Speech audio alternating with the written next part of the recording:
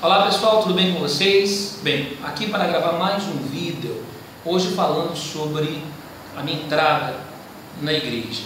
Bem, isso aconteceu no ano de 1988. Eu tinha ali por volta de 16 anos de idade. Embora desde 1983, cerca de 5 anos antes, meu pai já me levava, ele frequentava a igreja, ele me levava, eu ia ali esporadicamente, tá?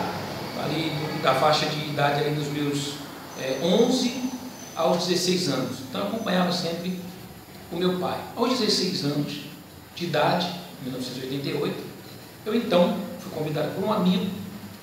A igreja ficava na mesma rua de onde eu morava, da casa onde eu morava. Então eu comecei a frequentar ali a igreja. E eu sempre fui abençoado por Deus. Queria aqui fazer essa colocação, essa ressalva. Porque um jovem, na minha idade, 16 anos de idade, ele ainda está aí cheio de sonhos, de expectativas, porém, ele não sabe o que vai ser o seu futuro, e ele não vê as coisas acontecerem para ele, sabe? E ele começa então ali numa busca incessante, incansável. Muitos pensam em ingressar numa faculdade e se preparam para o vestibular, outros começam a buscar o seu primeiro emprego, outros começam a sair, distribuir currículos em vários lugares, enfim, para começar a se encontrar, tá? Se encontrar e ter um ponto de partida para iniciar a sua carreira, sua caminhada. Comigo, as coisas sempre foram muito diferentes. É por isso que eu digo assim, que eu me sinto um privilegiado. Eu me sinto muito, mas muito abençoado por Deus mesmo, desde o início, desde sempre. Porque com 16 anos de idade, eu me lembro que eu estava cursando já o terceiro ano do segundo grau. Eu já iria me formar, tá? Eu prestava o curso de administração e já estava no terceiro ano, isso quando eu entrei na igreja. Mas um ano antes, no ano de 1987, quando eu tinha ali 15 anos, eu me lembro que eu recebi um telegrama. Na época não havia e-mails, era telegrama. Esse telegrama, a escola havia me selecionado para que eu viesse então a prestar um estágio, sabe? No Banco do Estado, na época o Baneb, Banco do Estado da Bahia. E eu, com 15 anos de idade, já estava fazendo um estágio no Banco do Estado da Bahia, tá? Para quem conhece, aqui em Salvador, esse banco ficava ali na Barra dos Reis, era o CPD, o Centro de Processamento de Dados. E ali eu fiquei por um ano estagiando, e com 15 anos eu já ganhava aproximadamente quase 2 salários mínimos. Olha que coisa espetacular para um garoto de 15 anos de idade. Bom, fiquei um ano estagiando. No ano seguinte, que era o último ano meu de escola, agora já com 16 anos de idade, cursando o terceiro ano do segundo grau do curso de administração, eu recebi um outro telegrama em casa, agora para um segundo estágio. A escola veio me selecionar novamente, na Petrobras. Então, vocês que conhecem aqui em Salvador sabem, ali próximo à feira de São Joaquim tem um prédio da Jequitaia, não é verdade? E ali funcionava a Petrobras. E eu fui estagiar ali no RH da Petrobras durante um ano, um salário maior ainda do que o meu primeiro salário no Banco do Estado. Então veja que com 15, 16 anos de idade eu já podia me sustentar. Não é uma bênção de Deus isso? Não é uma bênção de Deus? Pare e pense se não é um alto privilégio. Bom, aos 17 anos de idade, então dos 15 aos 16 no Baneb, dos 16 aos 17 na Petrobras, e foi então quando veio, no ano seguinte, a época de me alistar na Marinha. Eu me alistei no ano já de 1991. Eu me alistei na Marinha e, mais uma vez, me senti um privilegiado. Por quê? Porque dos 239 marinheiros que fizeram parte daquela turma, que eu me alistei e passei para servir ali durante um ano. como marinheiro recruta. E comigo foram mais 239. Ora, esses 239, eles durante 4 meses, os 4 primeiros meses, eles começariam a fazer cursos para ver aqueles que se destacavam mais, e esses aí de alguma forma ocuparem algumas posições estratégicas, né, lá do comando da Marinha. E eu então comecei a estudar, e nesses 4 meses de estudo eu tirei o primeiro lugar, eu fui o primeiro colocado. E esse primeiro lugar, eu lembro na época, fez com que o governador do estado, na época então, ACM, né, melhor, o ACM, avô, Antônio Carlos Magalhães, ele me deu nas minhas mãos uma placa como primeiro colocado, no dia da minha formatura. E ali eu pude escolher onde eu queria servir, tá? O lugar mais privilegiado, é claro.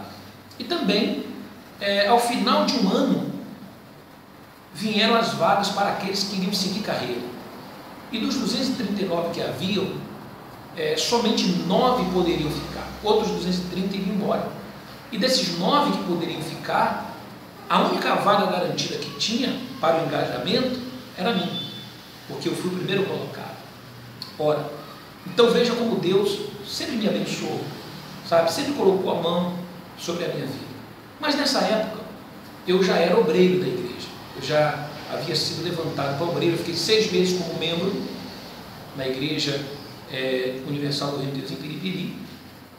Depois eu fui levantado para obreiro, e nessa época da Marinha eu já era obreiro, e eu já alimentava dentro de mim esse desejo missionário, de ganhar almas, de sair pelo mundo, de pregar o evangelho, de levar esperança para as pessoas, sabe? Enfim, de ajudar de alguma forma as pessoas. Isso era algo que me movia, era uma paixão desenfreada, sabe?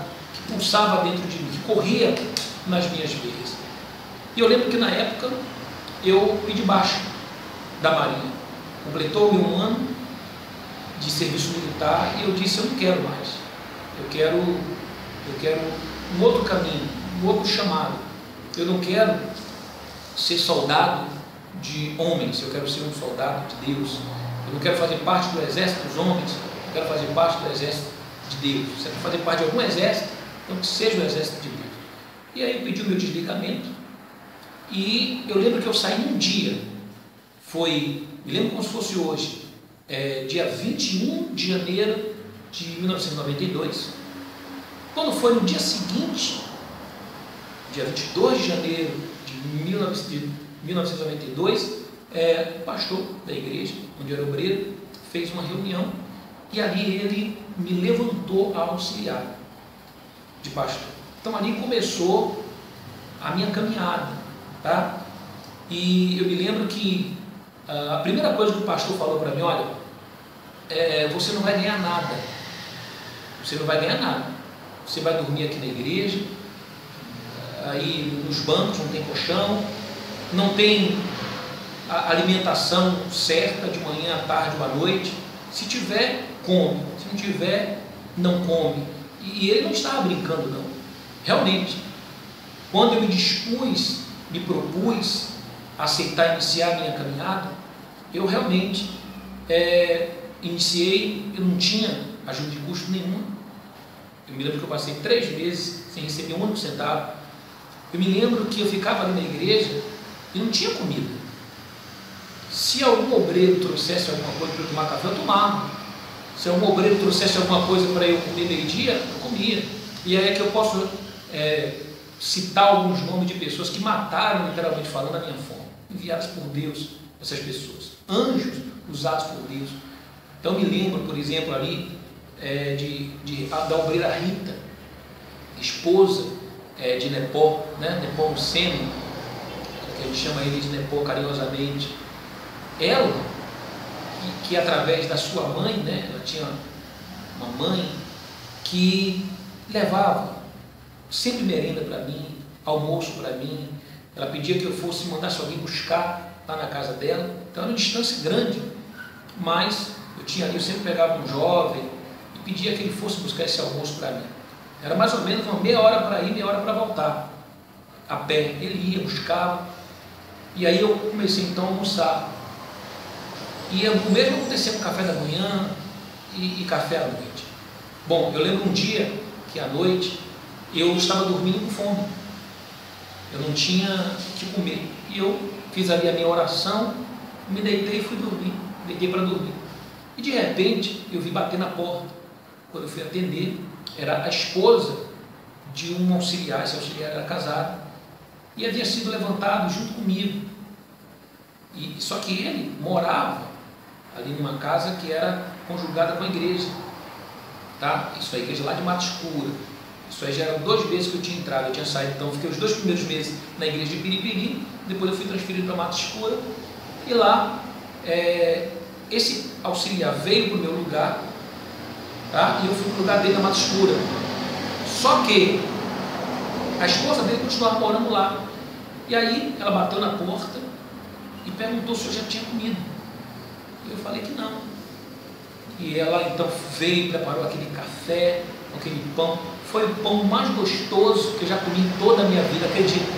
Foi o café mais delicioso, né, que eu já tomei em toda a minha vida. Porque ali realmente estava matando a minha fome.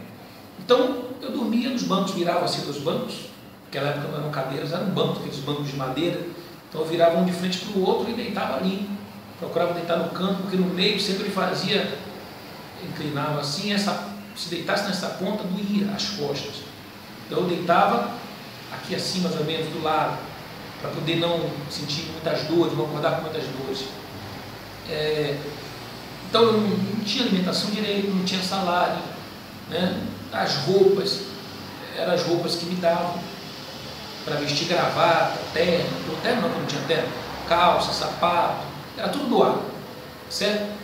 Então, eu, quando entrei na igreja, eu não ambicionava, nem aspirava, nenhuma outra coisa que não fosse sair pelo mundo e ajudar as pessoas, certo? Eu não aspirava ganhar dinheiro, tá? Eu não aspirava ostentação, nada disso. Então, aquela proposta de fazer a obra de Deus com amor, me encantou, sabe? E fez com que eu abraçasse aquela causa, eu vestisse a camisa do trabalho. Bom, deixando claro que ninguém entra pensando em sair. Jamais passou pela minha cabeça, naquela ocasião, eu saí um dia da obra. Obra essa que eu estava abrindo mão de muitas outras coisas, tá? Inclusive eu tinha o objetivo de seguir uma carreira na Marinha como oficial da Marinha. Que, diga-se de passagem, eu já estaria agora faltando 5 anos para me aposentar. Hoje, 25 anos depois, eu faltaria apenas 5 anos para ir para a reserva, tá certo? E ter uma ajuda de custo aí, um salário fixo para o resto da minha vida.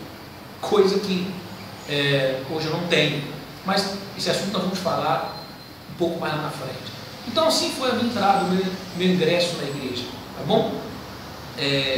Para o vídeo não ficar muito extensivo, eu vou no próximo vídeo falar sobre algumas experiências que eu vivi dentro da igreja, tá certo? Situações realmente muito delicadas, complexas, tá certo?